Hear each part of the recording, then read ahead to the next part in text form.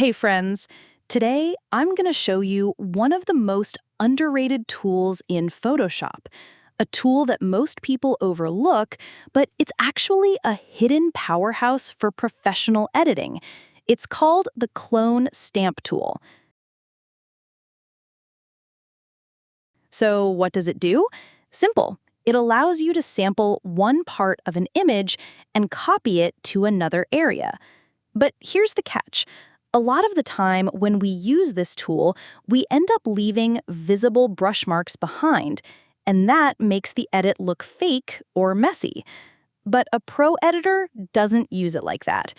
Here's where a game-changing trick comes in, using blending modes inside the Clone Stamp tool.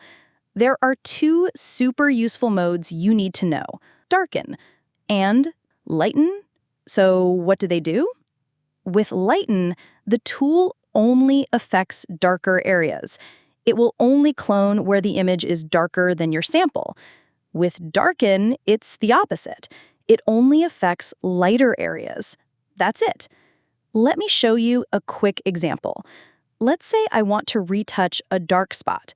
I hold down Alt or Option to sample from a clean area, then start brushing over the spot, and look, no brush marks at all. Super clean, right? Same goes for these little blemishes. With just a light touch, they disappear without a trace.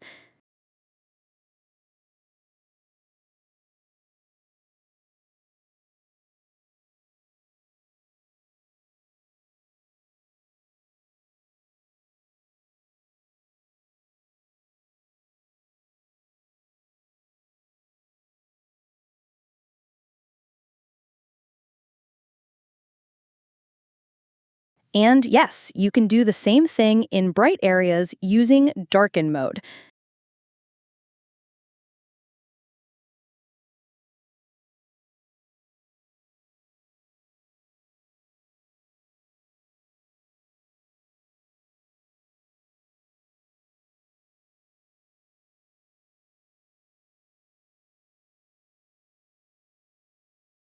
So if you want to use the Clone Stamp tool like a pro, don't forget to use those blending modes.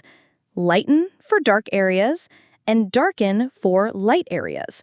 And that's it. If this tutorial helped you out, make sure to save the video. You'll thank yourself later. And of course, share it with your friends so they can learn something new too.